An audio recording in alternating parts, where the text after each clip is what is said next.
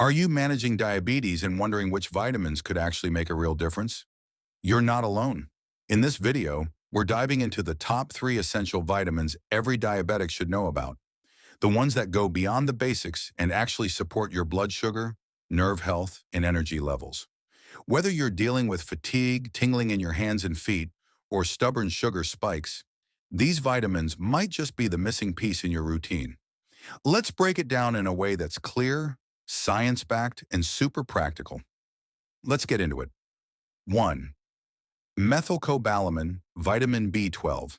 In people with diabetes, a deficiency in methylcobalamin, an active form of vitamin B12, can show up in some unique and sometimes sneaky ways. One of the most telling signs is worsening nerve pain or numbness in the hands and feet, which can be confusing because diabetes itself can cause neuropathy.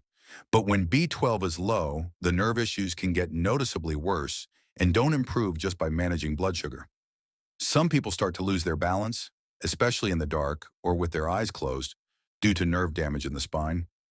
Others might feel foggy-headed, forgetful, or unusually down, often brushed off as stress or aging. A swollen, red, burning tongue, or a strange burning feeling in the mouth can also pop up, which is pretty specific and not something you'd usually see with other vitamin deficiencies. One big reason this happens is that metformin, a common diabetes medication, can mess with B12 absorption. So even if someone eats well, they might still be running low without realizing it. Methylcobalamin deficiency in people with diabetes is more common than many realize, and several factors contribute to it. Some with surprising stats. One of the biggest triggers is metformin, a frontline diabetes drug. Studies show that up to 30% of people taking metformin for more than 4 years develop a vitamin B12 deficiency. Even at lower doses, about 10 to 20% can show reduced B12 absorption. Add in age, and the risk climbs. After age 60, around 15 to 20% of adults are B12 deficient, even without diabetes. Diet matters too. Strict vegetarians and vegans who don't consume animal products are particularly vulnerable since B12 is found almost exclusively in meat, fish, eggs, and dairy. Then there's the stomach's role. Conditions like atrophic gastritis, which affects 10 to 30% of older adults, or the use of acid-suppressing medications like PPIs and H2 blockers, taken by over 15 million Americans daily, can quietly impair B12 absorption. Another lesser-known cause is pernicious anemia, an autoimmune issue that affects around 0.1% of the population, where the body can't produce intrinsic factor, a protein needed to absorb B12.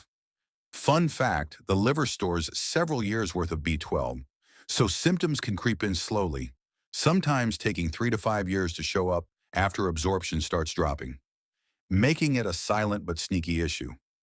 Methylcobalamin deficiency can hit several major systems in the body, especially in people with diabetes, and it works its damage both physically and deep at the cellular level.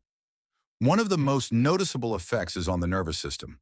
About 50 to 60% of diabetics already deal with some form of nerve damage, and low B12 makes it worse by disrupting myelin, the protective coating around nerves, leading to pain, tingling, or even loss of balance. At the cellular level, B12 is crucial for DNA synthesis and red blood cell production. So a deficiency slows cell repair and leads to macrocytic anemia, where red blood cells grow too large to function properly. This can cause fatigue and weakness that feels out of proportion to blood sugar levels. In the brain, low B12 affects neurotransmitter balance and can shrink brain volume over time. One study found that people with chronic low B12 had 6 times the risk of brain atrophy. The cardiovascular system is also at risk because B12 helps break down homocysteine, an amino acid that, when elevated, can damage blood vessels and raise the risk of heart disease. Up to 30% of B12 deficient diabetics show high homocysteine levels. Even the gut doesn't escape. B12 deficiency can damage intestinal lining and reduce appetite or nutrient absorption, creating a spiral of worsening health. All this from a vitamin you only need in micrograms, a tiny dose with a huge impact. Overcoming methylcobalamin deficiency is usually pretty straightforward once it's caught, and the results can be surprisingly quick. For most people, taking oral B12 supplements, often 1,000 to 2,000 micrograms daily, is enough to restore healthy levels, especially if they're still absorbing some B12 naturally. But if the deficiency is severe or symptoms are intense, doctors may start with B12 injections, which bypass the gut and go straight into the bloodstream. These are usually given once a week for a month, then monthly as maintenance. Interestingly, people with nerve symptoms often report feeling better within a few weeks, especially with injections. For those on metformin, some studies suggest adding calcium, around 1-200 mg daily, can actually help improve B12 absorption, a cool little side trick. If a poor diet is the cause, simply adding more B12-rich foods like eggs, fish, and dairy can help, though vegetarians and vegans usually need to supplement. The best part? Unlike many vitamins, there's no upper limit for B12, so it's safe even at high doses because any extra just leaves the body through urine. Regular testing, especially for those over 60 or on long-term metformin, can catch the problem early before symptoms get worse, to correct a severe B12 deficiency within a month. In diabetics, food alone usually isn't enough, but loading up on the richest sources can still help alongside supplements.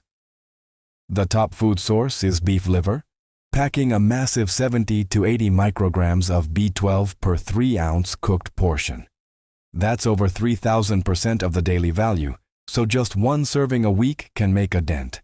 Next is clams, with 84 micrograms in just 3 ounces, making them one of the highest natural sources out there.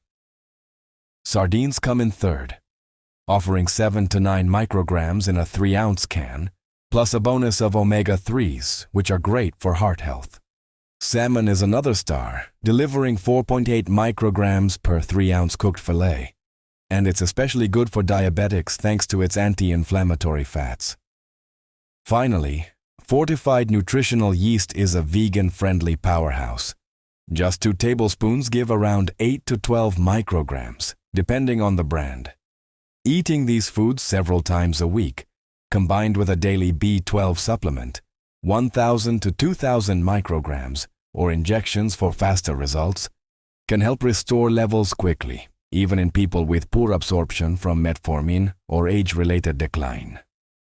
Second, folic acid, vitamin B9. If you have diabetes, you might not realize that. A deficiency in folic acid, the synthetic version of folate, can quietly mess with your health in ways you wouldn't expect. Now, most people think of folate as just something you find in leafy greens like spinach. But folic acid is the form used in supplements and fortified foods like cereals and bread. It sounds simple, but here's the catch. The body has to convert folic acid into its active form, L-methylfolate, to actually use it. The problem is, not everyone's body does this conversion well, and for diabetics, it can be even trickier.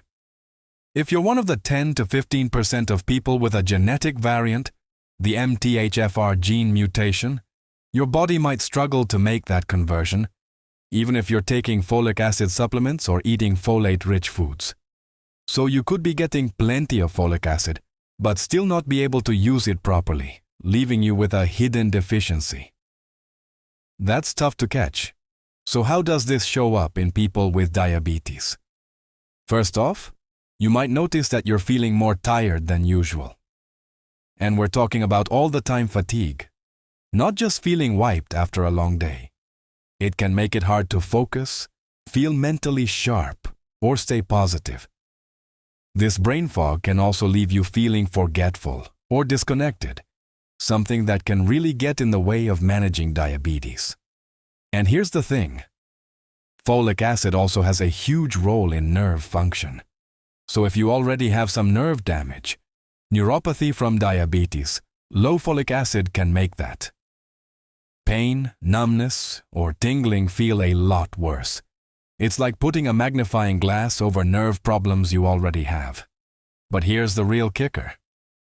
Folic acid deficiency has this weird ability to mask another serious deficiency, B12. This is especially important because B12 is crucial for nerve health. and a B12 deficiency can lead to irreversible nerve damage if not caught early.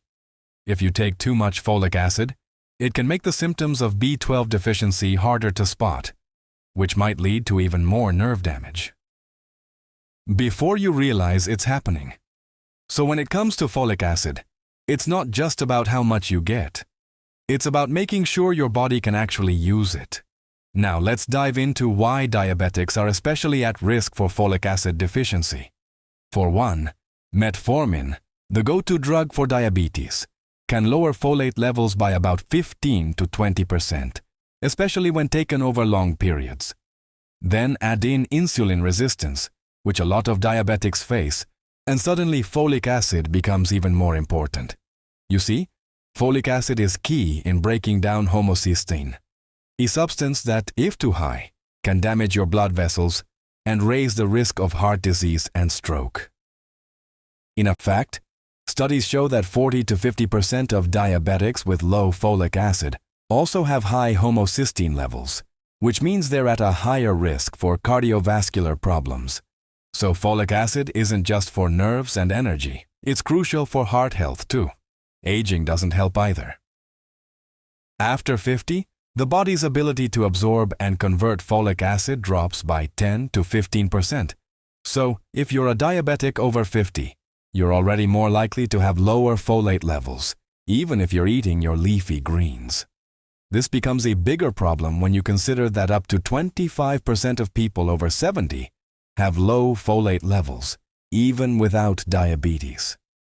Add in the MTHFR gene mutation, and your body's ability to handle folic acid drops even further. In short, the older you get, the harder it gets for your body to use folic acid. And if you're diabetic, you're at an even higher risk. When folic acid levels are low, the effects show up in several systems. The first noticeable effect is usually on the brain and nervous system. Low folic acid can interfere with the production of important neurotransmitters like serotonin and dopamine. This can lead to depression, anxiety, and even cognitive decline. In fact, studies show that people with low folate levels are 2 to 3 times more likely to develop mood disorders or cognitive impairment than those with normal levels. And it's not just about mood. Folic acid is needed for DNA synthesis and cell division.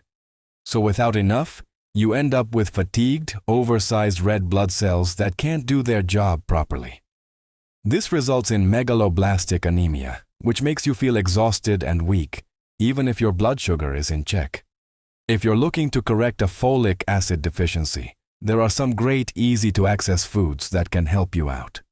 Fortified cereals are a top contender because they are packed with folic acid.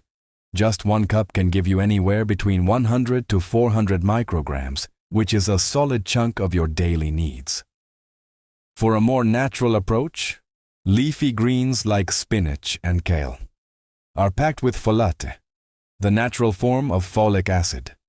A cup of cooked spinach gives you about 260 micrograms of folate, which is more than half of what you need in a day. If you're a fan of legumes, lentils are a great option too. A single cup of cooked lentils contains about 350 micrograms of folate, plus they're high in fiber and protein, helping with blood sugar control. Another simple way to get your folate is from citrus fruits, like oranges. 1 medium orange provides around 40 to 50 micrograms, plus vitamin C to support your immune system. And for those following plant-based diets, nutritional yeast is a vegan-friendly powerhouse, giving you 8 to 12 micrograms per 2 tablespoons, depending on the brand. And it's a great way to add a cheesy flavor to dishes without any dairy. If food alone isn't cutting it, supplements are a quick fix. Folic acid supplements typically come in doses of 400 to 800 micrograms, which is the recommended amount for most people. But if you're someone with an MTHFR mutation, where your body struggles to convert folic acid into its active form, L-methylfolate is the better option. It bypasses the conversion process and gets straight to work. For more severe cases of deficiency, you might need to start with 1,000 micrograms daily, but always check with a doctor before upping your dose. One interesting thing is that if you have high homocysteine levels, a common issue in diabetics, increasing folic acid can lower those by 20 to 30%, reducing your risk of heart disease. It's not just about energy or mood either. This little vitamin is also crucial for nerve health, especially if diabetes has already caused some nerve damage. So a mix of folate-rich foods along with the right supplements can help restore balance in about a month. But keep in mind that regular blood tests are important to monitor progress and ensure you're getting enough. Interestingly, folic acid isn't stored in the body, so any extra just gets excreted in your urine. This makes it generally safe, but high doses over time, especially over 1,000 micrograms daily, might cause some issues, particularly for people with kidney problems. It's also worth mentioning that if you're diabetic and have high homocysteine levels, getting more folic acid through supplements or diet can actually help lower those levels by 20 to 30%, which is a win for heart health. At the end of the day, fixing your folic acid deficiency is all about getting enough of the right form and ensuring your body can actually use it. Regular blood tests, especially if you're older, on long-term medication, or struggling with fatigue or mood issues, can help catch a folic acid deficiency early. GTP, PET-P, vitamin B chest. P5P is the active form of vitamin B6, and it's the version your body uses directly. Unlike other forms of vitamin B6 like pyridoxine, which needs to be converted in the liver to become usable, P5P bypasses this conversion and is immediately available for metabolic processes. This is especially important because up to 30% of people with liver dysfunction or certain genetic conditions like MTHFR mutations may have difficulty converting pyridoxine into P5P, making direct P5P supplementation more beneficial for these individuals. In fact, P5P is about 5 times more bioavailable than the standard form of vitamin B6. For diabetics, P5P plays a crucial role in regulating blood sugar levels and insulin sensitivity. One of the key functions of P5P is its involvement in the glycogen breakdown process. When you eat food, glycogen in the liver and muscles is broken down into glucose, and P5P helps this process along. This means P5P supports glucose metabolism and helps ensure that your body uses glucose efficiently, preventing spikes and dips in blood sugar. On a cellular level, P5P supports insulin secretion and helps with the function of insulin receptors. This means it aids in improving insulin sensitivity, an important factor for those with insulin resistance, which is a common issue in type 2 diabetes. Research suggests that vitamin B6 deficiency, and thus P5P deficiency, can lead to insulin resistance and difficulty in regulating blood sugar. In fact, studies show that 50 to 70% of individuals with diabetes exhibit some degree of vitamin B6 deficiency. It's particularly prevalent in people who are on long-term metformin therapy, as metformin can impair the absorption of vitamin B6, which affects P5P levels. P5P is also essential for nerve health, a major concern for diabetics, as peripheral neuropathy affects up to 50% of people with diabetes. P5P plays a significant role in nerve repair and protecting the myelin sheath, which insulates nerves and helps them transmit signals. Low levels of P5P can exacerbate nerve damage, leading to worsened tingling, numbness, or burning sensations in the hands and feet. Studies have found that supplementing with P5P can help improve nerve function and reduce these symptoms. In one clinical trial, diabetics with neuropathy who took 100 milligrams of P5P daily showed significant improvements in pain and nerve function. At the molecular level, P5P is involved in amino acid metabolism, which is essential for protein synthesis and neurotransmitter production. It aids in the production of serotonin, dopamine, and GABA, all of which are crucial for mood regulation. This means that P5P deficiency can lead to depression or irritability, which is common among those with diabetes. Research has indicated that vitamin B6 deficiency is strongly associated with increased anxiety and depression, and correcting it with P5P supplementation can improve mental well-being. Another significant benefit of P5P is its role in reducing homocysteine levels, an amino acid linked to cardiovascular disease.